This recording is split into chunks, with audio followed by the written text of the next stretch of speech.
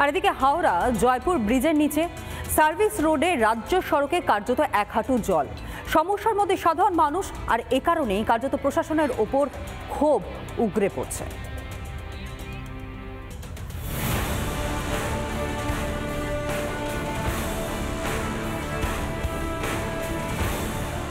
হাওড়ার জয়পুর ব্রিজের নিচে হাঁটু সমান জলে বিপদে পড়ছে স্থানীয় মানুষ সহ পথ চলতি মানুষ এবং গাড়ি।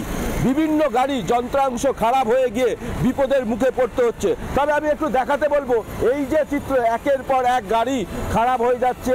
এই রাস্তা দিয়ে স্কুল পড়ুয়া সহ সকলেই যাওয়ার উপযোগী নয়। যে কোনো মুহূর্তের মধ্যে এই গর্তই পড়ে বিপদে পড়তে পারে। কি অবস্থা, কি মনে করছেন আপনারা? গাড়ি এইভাবে কি রাস্তায় চলা যায়? এইভাবে গাড়ি চলা যায় না। দুরবস্থার পেছনে স্থানীয় প্রশাসন, পঞ্চায়েতগুলো একদম ভীষণভাবে দায়ী। তারা শুধু নিজেদের পকেট ভরতে এবং রাজনীতি করতে ব্যস্ত। 50টা গাড়ি ঢুকে গেছে, পড়ে গেছে, এখনো কিছু গাড়ি আটকে আছে যেগুলো তোলা যাচ্ছে না, ক্রেনের মাধ্যমে তুলতে হবে। অনেক নেতা হাতা সবাই আছে, তারা কি দেখতে পাচ্ছে না?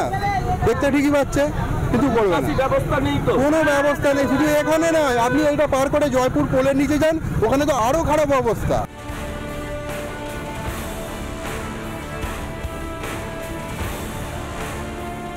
জয়পুর ব্রিজ তো দেখালাম, আমি দেখাচ্ছি হাওড়া জয়পুরের যে মেন রাস্তা, এইটাই হচ্ছে মেন রাস্তা। সাপুইপাড়া যাওয়া যায়, বালি অঞ্চলে যাওয়া যায়, আনন্দনগর যাওয়া যায়, বসুকাঠি যাওয়া যায়, সমস্ত জায়গায় হচ্ছে এইটা রাস্তা। কিন্তু এখন আর রাস্তা নেই, এই রাস্তা ধরে আর আসতে পারছেন না সাধারণ মানুষ। এমপি যারা আছেন তারা তো দেখছেন কি অবস্থা। আজ বিগত প্রায় 7-8 বছর ধরে এরকমই চলছে, কোনো উন্নয়ন হচ্ছে না। জীবন ঝুঁকি নিয়ে আসছি, জীবন ঝুঁকি নিয়ে মানে বিপজ্জনক ভাবে আসছে। বিপজ্জনক তো বটে। এই মাত্র একটা অ্যাক্সিডেন্ট হয়ে তো একটা ছেলে রেল পাড়াচ্ছিল, রেল চালু হয়ে গেছিল। রাস্তা দিয়ে আসার কোনো উপায় নেই, জল।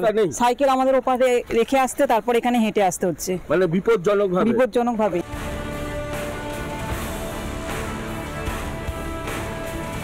নিত্যদিন দুর্ঘটনা ঘটছে, সরকারের কোনো নজরদারি নেই। হাওড়া থেকে প্রসেনজিৎ অধিকারী রিপোর্ট, রিপাবলিক বাংলা।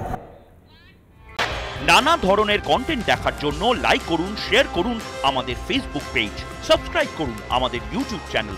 পাশাপাশি অন্যান্য ব্রেকিং নিউজের জন্য অবশ্যই চোখ রাখুন রিপাবলিক বাংলায়।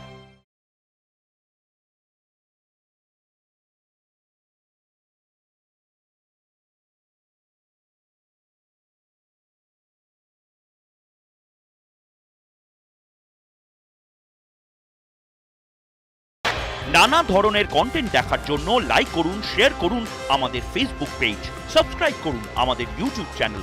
পাশাপাশি অন্যান্য ব্রেকিং নিউজের জন্য অবশ্যই চোখ রাখুন রিপাবলিক বাংলায়।